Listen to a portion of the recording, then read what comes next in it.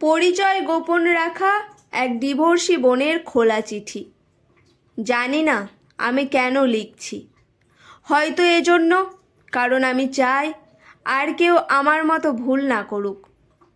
হয়তো এজন্য, কারণ আমি চাই ঠুনকো কারণে সংসারগুলো ভেঙে না পড়ুক। আমি 19 বছর বয়সী একজন নারী।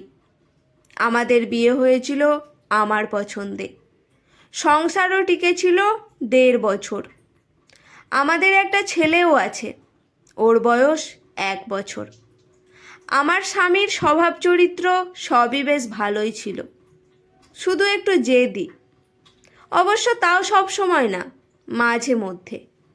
মানুষ ভাবে ওর বদজেদের জন্যই বুঝি আজ এই অবস্থা, কিন্তু আমি জানি আমাদের সমস্যার শুরুটা ওর দিক থেকে হয়নি। সব সংসারেই তো টুকটাক কিছু সমস্যা থাকে।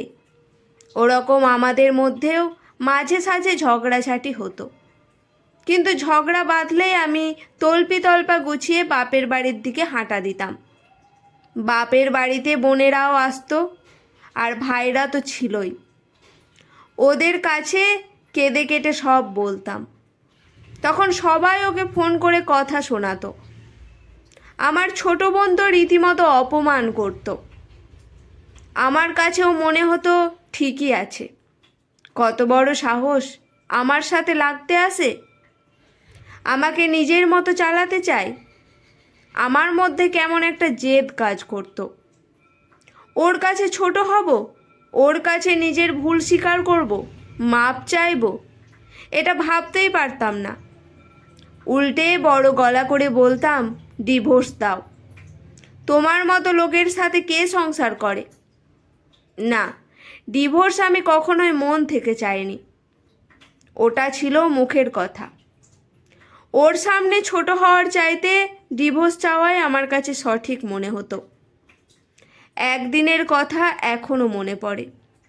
সেদিন ছোট একটা ব্যাপার নিয়ে তর্ক করতে করতে দুজনেই খুব উত্তেজিত হয়ে পড়েছি। রাগে আমার শরীর কাঁপছে।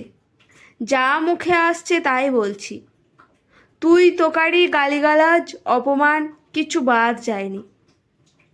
এক পর্যায়ে সহ্যের ভাত ভেঙে ও আমার গায়ে হাত তুলল। এর আগে কিংবা পরে কখনোই ও আমার গায়ে হাত তুলেনি, কিন্তু ওই একটা থাপ্পড়, ওটাই যথেষ্ট ছিল। আমি বাপের বাড়ি চলে গেলাম।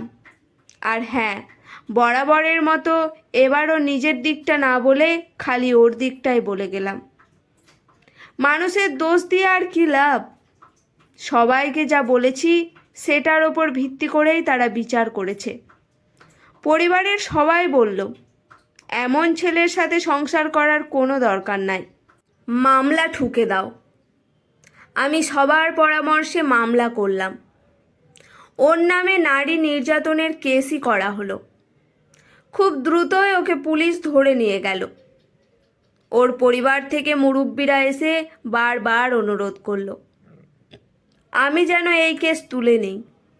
ভেতর ভেতর আমিও চিন্তা করতাম, আচ্ছা, আমার স্বামী কি আসলেই জালেম? ও কি কোনোদিন নিজে থেকে আমার গায়ে হাত তুলেছে? আমি যদি ওকে এত কথা না শোনাতাম, তাহলে কি ও আমার গায়ে সেদিন হাত তুলতো? আমার বাবা মা আমাকে বুঝিয়েছিল, আমি যদি এত কিছুর পর ফিরে যাই, তাহলে ও ভাববে আমি বুঝি অসহায়, আমাকে আরও পেয়ে বসবে, আমার ওপর ইচ্ছামতো ছড়ি ঘোরাবে।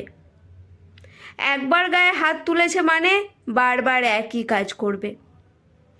কাজেই নিজে থেকে ফিরে যাওয়ার তো কোনো প্রশ্নই আসে না। কিন্তু আমার মনের ভেতর কে যেন চিৎকার করে বলতো, ও তো এমন লোক না। ও যেদিন আমার গায়ে হাত তুলেছিল, সেই দিনই হাঁটু জোড় হয়ে আমার কাছে মাপ চেয়েছে। এসব ভেবে ভেবেই আমি মামলা তুলে নিলাম, তবে ওর কাছে ফেরত গেলাম না। কিছুদিন পর দুই পরিবার থেকে বিচার সালিশ হলো। সবার কাছে ও দোষী প্রমাণিত হলো। সবাই ওকে নানা কথা বোঝালো, উপদেশ দিল। তারপর আবার সংসার শুরু করলাম। এর পরের কয়েক মাস ভালোই চলছিল। কিন্তু হুট করে আবার কি একটা নিয়ে আমাদের ঝগড়া বেঁধে গেল। ব্যাস, কাপড় চোপড় গুছিয়ে আবার আমি বাপের বাড়ি গিয়ে উঠলাম। এর মধ্যে শুনলাম ও নাকি খুব অসুস্থ। আমি বাসায় ফিরতে চাইলে আমার পরিবার বলল, এভাবে একটা ঝগড়ার পর একা একা ফিরলে সেটা ভালো দেখায় না। আর আমার বোনেদের কথা ছিল, ওসব অসুস্থ টসুস্থ কিছু না, সব বাহানা। আমরা চাচ্ছিলাম ওই পক্ষ থেকে কিছু আত্মীয় স্বজন এসে ওর ভুল স্বীকার করে আমাকে হাতে পায়ে ধরে নিয়ে যাক, কিন্তু এবার কেউই আসলো না। এরও কিছুদিন পর ও আমাকে ডিভোর্স লেটার পাঠিয়ে দিল। ডিভোর্স লেটার দেখে আমাদের পরিবারের সবাই খুব ক্ষেপে গেল। কত বড় সাহস! মেয়েকে এত কষ্টে রেখেছে, তার উপর ডিভোর্স লেটার পাঠায়।